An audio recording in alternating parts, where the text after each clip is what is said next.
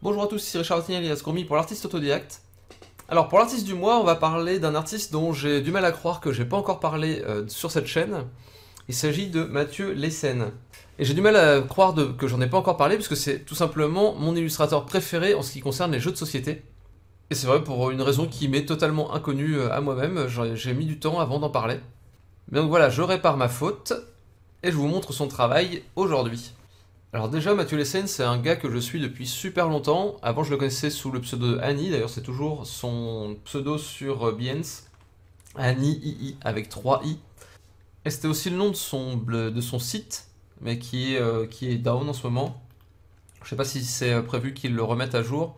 Mais en tout cas, pour l'instant, voilà, son site est plus trop accessible. Et je l'avais suivi parce que j'adorais son style, et aussi parce qu'il avait fait un tuto sur la façon dont il travaillait ses images. Donc je pense que c'est pareil, c'est plus forcément très à jour. Il a refait une vidéo depuis sur son processus. Vidéo que vous pouvez trouver sur Behance, je vous montre ça vite fait. Donc là on voit son processus pour faire cette image-ci.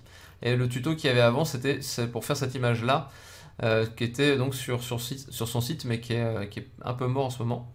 Et donc moi je sais que je suis depuis certainement 2006, le moment où il avait fait ce tuto-là. Donc ça fait déjà un paquet d'années. Et depuis ce jour-là, enfin depuis ces années-là, j'ai toujours apprécié son style et mon amour de son dessin n'a toujours pas baissé. Contrairement à d'autres artistes qui sont entrés et sortis de mes références. Et ce que j'adore vraiment dans son style, c'est son design, sa façon de traiter les couleurs et son ambiance qui est à la fois très cartoon, mais il y a aussi un petit côté dérangeant, un peu glauque par moment. Donc je trouve qu'il y a un ton vraiment très particulier dans ses images. Je vous montrerai déjà quelques-unes de ses illustrations les plus complètes. Donc il travaille principalement pour du jeu de société, il a aussi travaillé pour du jeu vidéo chez Motion Twin, donc avec Fever là entre autres. Je vais vous montrer, Motion Twin c'est un studio de jeux vidéo français. Donc là il travaille plus pour eux, mais donc il a fait pas mal de trucs pour eux. Il me semble qu'il a fait les backgrounds de la Brute, mais je suis pas sûr. En tout cas il a travaillé sur Fever, ça c'est sûr, sur Kingdom aussi, là on reconnaît bien son style. Et il me semble aussi me rappeler qu'il avait travaillé sur Dino RPG, mais je ne suis pas sûr non plus. Alors voilà, toujours est-il qu'il a travaillé pendant assez longtemps avec eux, et qu'il a fait des très très belles choses pour eux. Et donc après, il travaille dans le jeu de société, avec des illustrations qui sont toujours ultra dynamiques, et des super ambiances. Donc là je vous montre un peu ces illustrations les plus complètes. Ce qui est intéressant vraiment de voir pour moi, c'est vraiment le design, l'expressivité, et la narration même qu'il y a dans certaines de ces images, donc celle-ci là. On voit que là tous les personnages sont en train de faire des choses un peu différentes, ils sont pas totalement dans le même sens. Là il y a les monstres qui arrivent autour. Au final il y a quasiment que lui qui s'en préoccupe. Et tout ça fonctionne super bien en fait. C'est pareil là, vous voyez, il aime bien torturer un petit peu les corps, les visages, les déformer. Ça ressemble un peu à de la pâte à modeler en fait sous son trait. D'ailleurs je pense que c'est quelque chose qui peut définir assez bien ce qu'il fait. Je trouve que le côté pâte à modeler est assez présent. Je trouve qu'on sent vraiment qu'il s'amuse avec les formes, qu'il joue avec tout ça. Et il y a des choses qui viennent, j'ai l'impression, d'un background assez réaliste, ou en tout cas d'observation assez poussée, et après de quelque chose de très cartoon qui arrive par-dessus. Mais on sent que c'est du cartoon qui vient vraiment de l'observation de la réalité, c'est pas du cartoon qui est totalement déconnecté de tout et qui est juste des formes un peu what the fuck. Donc là, ensuite je vous montre ce qu'il fait pour les jeux de société entre autres, c'est le travail d'ailleurs d'un artiste qui travaille dans le jeu de société, c'est beaucoup de faire des icônes. Là je sais pas si c'est pour un jeu de société d'ailleurs ou pour un jeu vidéo pour le coup, mais en tout cas voilà, faire des icônes, des choses, des assets qui vont servir avec un côté sur les mécaniques de jeu. Là, en l'occurrence on voit que c'est une image qui est faite en 4 parties on va dire, avec des parties qui peuvent être escamotables. On voit que le numéro 4 là c'est vraiment le numéro 1 plus le numéro 2, le numéro 3, enfin vous voyez qu'à chaque fois il rajoute quelque chose dedans. Ce genre de truc est très très courant dans le jeu de société. Toutes ces images là que je vous montre ici, elles ont un côté fonctionnel. Il faut que ça soit très lisible, il faut que les camps soient identifiables. Par exemple sur ce jeu là on avait des camps de tigres, poissons, ours ou girafes. Et il faut donc que par les couleurs et par les formes utilisées, on reconnaisse chaque carte comme faisant partie d'un set de cartes. Donc là on a du petit character design avec un personnage avec moult costumes. Donc là c'est toujours pour le même jeu, enfin ça c'est pour retour sur le jeu avec les trains. Là du plateau de jeu. Donc vous voyez que tous ces assets là, c'est pas forcément des choses auxquelles on pense si on prépare un portfolio. Et pourtant, c'est quelque chose, je pense, qui intéresse grandement les éditeurs de jeux de société. Des gens qui sont capables de faire ça, de faire des beaux plateaux, de faire des beaux pions, de faire des bonnes cartes qui expliquent les bonnes choses, tout en étant agréables à l'œil. Pareil pour ça. Ça, c'est quelque chose sur lequel il est assez facile de se planter. Je le sais parce que j'ai encadré des jeux de plateau dans des cours que je donne à Super4Game l'année dernière. Et c'est quelque chose que les étudiants ont beaucoup de mal à comprendre, c'est le fait de privilégier la clarté avant tout. Et de pas forcément rajouter trop de détails sur des choses qu'on n'a pas besoin. Par exemple, les tiles de base, là, les tuiles qui n'ont pas de fonction particulière, il faut qu'elles soient simples. Et il faut qu'elles soient très différentes des autres. Ici, il y a des fruits et c'est très différent de la tile de base. Celle-là, ici, c'est un gros buisson et il faut que ça soit très différent de la tile de base pour que ça soit très lisible tout le temps. Parce qu'en fait, c'est des informations de jeu qu'on donne. Et comme c'est des informations de jeu, il faut que le joueur ait tout le temps en tête ce à quoi ça sert et qu'il sache les reconnaître du premier coup d'œil sans avoir besoin de regarder, de zoomer, de sortir une loupe pour regarder quelle tile fait quoi. Donc là, c'est des illustrations sur les petits cochons, là, je trouve ça vraiment très très cool. On sent bien les matières et tout. Avec ici la pierre, les tuiles et tout, alors que. Enfin, les tuiles de métal, ouais, enfin les plaques de métal ondulées. Ici le bois, et la paille aussi qui est très très chouette. Enfin voilà, tout est vraiment super réussi.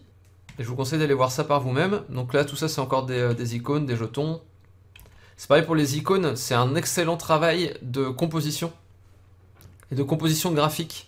Ce qui est super avec le travail sur les icônes, c'est que c'est l'illustration, mais c'est l'illustration qui prend pas énormément de temps à faire, parce que c'est des petites images, et pourtant, tout est là, en fait, dans le boulot de l'illustrateur.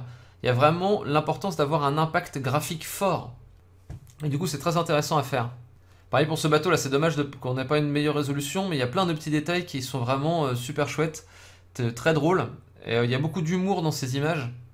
Et beaucoup de vie. Là, on voit celui qui est en train de tomber, on voit ceux qui sont en train de chanter, on voit celui qui est sous l'eau, qui va se faire bouffer par un requin. Enfin, il y a tout un tas de choses qui se passent dans cette image et qui sont pleines de vie. Et pourtant, il y a la structure globale du bateau qui crée la composition globale pour l'image. Donc là, plein de petites têtes d'humains, des petites têtes d'extraterrestres dans le même genre. D'autres. Là, c'est un autre exercice qui peut être très intéressant à faire pour ceux qui veulent faire de l'illustration pour des jeux de société. C'est de faire des personnages ou des équipements ou autre chose qui montent en puissance. Parce que c'est quelque chose qu'on va très souvent retrouver, que ce soit dans le jeu vidéo ou dans le jeu de société. C'est les éléments qui montent en puissance. Donc là, épée de bois, épée de métal cassée, épée de métal. Bottes de cuir un peu plus élégantes, bottes en métal, etc. etc. Tous ces trucs-là, c'est des choses qu'on va retrouver très souvent. Et c'est important que ça soit très clair, en fait, que l'un soit plus fort que l'autre. Et c'est un très bon exercice à faire. Je vous le conseille très fortement. Voilà, après ça c'est des illustrations qui ont été faites pour un jeu de société, mais je ne sais plus lequel. Et qui sont très cool, j'aime beaucoup ce monstre là. Très très classe. Et ce qui est assez fort, c'est qu'il a vraiment un style très personnel et qui va bien dans n'importe quel univers quoi. Après ça reste toujours drôle, ça reste parfois un peu dérangeant. Et il y a toujours ce côté mal axé, pâte à modeler. Je trouve que ça se ressent beaucoup dans quelque chose que je vous remontrerai après. C'est le fait que quand il y a quelque chose qui se plante dans autre chose, comme là les cornes plantées dans la tête, il fait souvent ces petites rides là autour. Et ça, je trouve que ça fait vraiment, ça ajoute un côté matiéré justement à ça. On sent que les éléments interagissent les uns avec les autres. Tout comme les plis de peau qu'on voit par exemple sur les plis des bras ou autour de la bouche. Des éléments qui sont très très reconnaissables dans son style. Et qu'on va pas retrouver forcément chez d'autres artistes.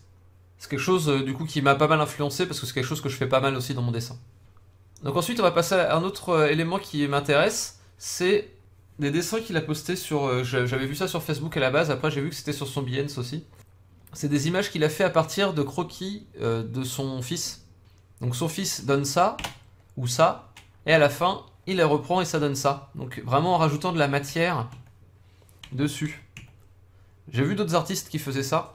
Il y a d'ailleurs un bouquin qui va sortir d'un artiste qui a fait ça pendant plusieurs années. Et donc voilà, on voit que son rendu, vraiment, il arrive à l'appliquer sur un peu n'importe quoi. Et que ça donne des trucs vraiment très très chouettes. D'ailleurs, je voudrais préciser en voyant cette image-ci qu'il y a aussi des utilisations de couleurs qui sont assez intéressantes et qui sont pas classiques. Comme par exemple les grandes fumées, là où on voit qu'il y a du bleu, du vert, du orange dedans. Enfin, il y a plein de choses qui se passent dans ces fumées-là. Et même dans la silhouette, cet animal mécanique là derrière. Et tout ça, ça crée une ambiance qui est assez particulière. Et qui pareil, a de la matière en fait. C'est pas de la fumée légère qu'on voit dans ces images, c'est de la fumée qui est dense, qui est un peu oppressante quoi. C'est pareil pour... Enfin, s'il a quelque chose qui tombe par terre, c'est quelque chose qui a du poids, qu'on sent qu'il y a de la matière là-dedans. Ça fait partie d'ailleurs du côté vivant de son dessin. Le fait qu'il y ait beaucoup de poids à toutes ces images. On sent que quand deux choses se touchent, il y a vraiment un contact qui se fait. On sent que quand quelque chose pèse sur le sol, ben, il y a une influence à la fois sur le personnage et sur le sol. Et tout ça, c'est vraiment très très cool. Donc là, ouais, il y a aussi cette série là que je trouve vraiment super, avec les différents logements là dans différentes ambiances, différents langages visuels, qui sont vraiment très chouettes, là, avec la maison faite à base de bateaux, sur une petite île perdue, avec celui-ci, pareil, une petite île mais dans l'espace, et là, la petite île mais côté médiéval fantastique, avec la princesse Réponse. Et donc c'est sur cette image-là que je voulais vous montrer aussi cette histoire de rides autour de quelque chose qui s'implante. Là on voit que l'aile se plante dans le dos, et que ça fait des rides tout autour comme ça, quoi. Il y a aussi un autre truc, c'est que c'est très très doux, sa peinture, et son dessin même d'ailleurs.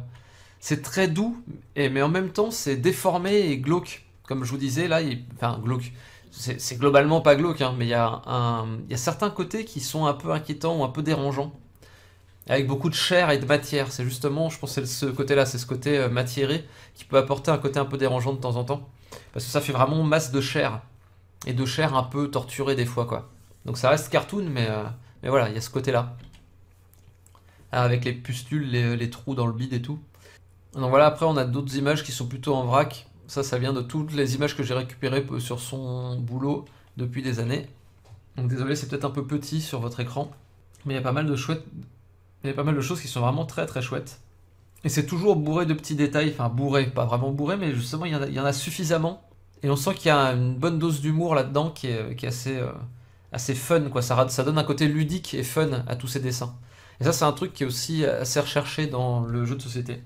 Avec là, vous voyez là tout ce sorte d'aquarium brisé, là, l'appel avec les taches de sang, le poisson crevé à l'intérieur du bocal, là. Ici aussi, au bout du bâton. Il y a un autre truc qu'on voit aussi, c'est le flow qu'il y a entre le bras ici et le bâton courbé. Là, c'est dans une même continuité, c'est vraiment super. On a quelques armes, certainement faites pour un jeu aussi. Là, ça, c'est des participations qu'il a pu faire. Enfin, c'est une participation qu'il a pu faire au Character Design Challenge. Là, d'autres exemples de ce qu'il a pu faire pour des jeux. Là, on en voit d'autres. Et il est assez marrant parce qu'il a des univers qui reviennent régulièrement, mais je pense que c'est surtout parce que ça vient de certains jeux. Mais j'ai pas vraiment vu de science-fiction chez lui qui soit vraiment extrêmement futuriste. Il y a toujours un ancrage, je trouve, un peu dans le passé quand même, dans son langage visuel. Ce qui est assez intéressant, je trouve. Il y a un côté qui doit rester un petit peu mécanique, organique, et pas trop ultra technologique, quoi. Même là-dedans, pourtant c'est une île dans l'espace. Mais on voit que la fusée, c'est un peu une fusée un peu rustique. C'est pas le truc super high-tech. Pareil pour le cosmonaute, il y a quand même un côté assez vivant là-dedans. Donc là, ce qui aurait été bien, c'est que je pousse mes recherches jusqu'au bout et voir de quel jeu ça vient et à quoi ça sert. Enfin, qu'est-ce que ça illustre. Mais d'ailleurs, si vous avez les références, je suis preneur. Ouais, c'est encore très cool. On voit l'interaction entre le pingouin et le liquide. Ici, on voit le volume vraiment de la bouche de la créature. On voit que ça fait des plis sur son corps et tout. On voit que ce que fait la créature, ça a une influence sur son corps. C'est pas décorrélé en fait. Comme on pourra avoir dans des dessins très cartoon de dessins animés où ça fait un peu papier découpé, où c'est des choses qui vont se superposer. On va superposer une bouche sur une forme de tête et la bouche va bouger, mais mais la forme de tête va pas bouger. Là, en l'occurrence, on est dans l'opposé à ça. Là, on a vraiment chaque chose que va faire le corps, ça va avoir une influence sur tout le reste, quoi. On voit que c'est vraiment organique, que tout se tient, quoi. Même si l'anatomie de cette créature est vraiment folklorique, on voit quand même que ça a une vraie consistance.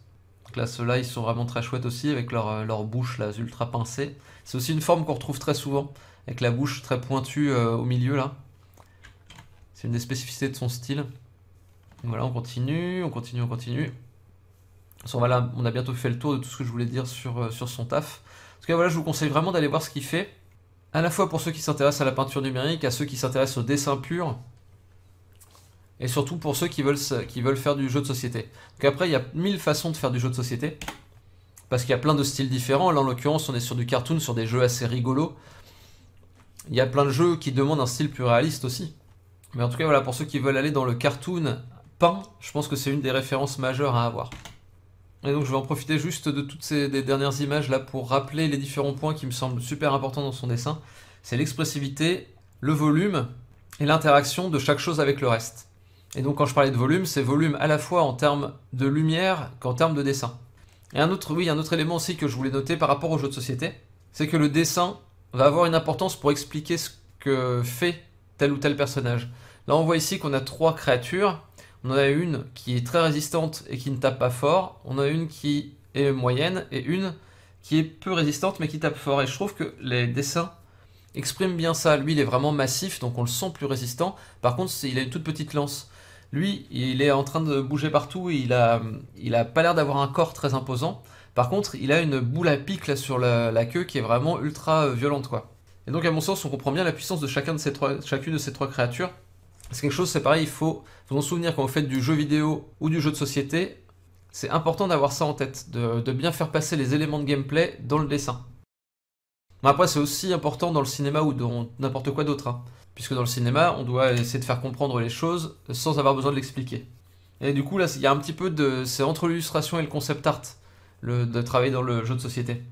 Parce qu'on fait des illustrations, mais à but de gameplay. Parce qu'on fait l'illustration, mais avec un objectif d'exprimer quelque chose sur le gameplay. Après, ça reste de l'illustration, puisque on utilise directement l'image qui est produite par l'artiste. Alors que dans le concept art, on produit des images, mais qui seront utilisées uniquement par l'équipe en interne pour produire les assets 3D, par exemple, ou les animations. Donc voilà, on arrive au bout de ma petite sélection d'images, avec celle-ci qui est peut-être une des images les plus dynamiques qu'il ait fait, où il y a à la fois plein de petits détails qui se passent derrière et tout, et aussi en premier plan des personnages mais qui ont une force, une vivacité assez remarquable. Alors, je vais faire défiler quelques dernières petites images pendant que je fais les remerciements. Merci à tous de continuer à me suivre pendant l'été. J'espère que cette vidéo vous a plu, j'espère que vous allez voir ce que fait ce formidable artiste. De mon côté, je vais vous dire à la semaine prochaine pour la prochaine vidéo du mardi. D'ici là, dessinez bien et passez une bonne semaine. Ciao, ciao!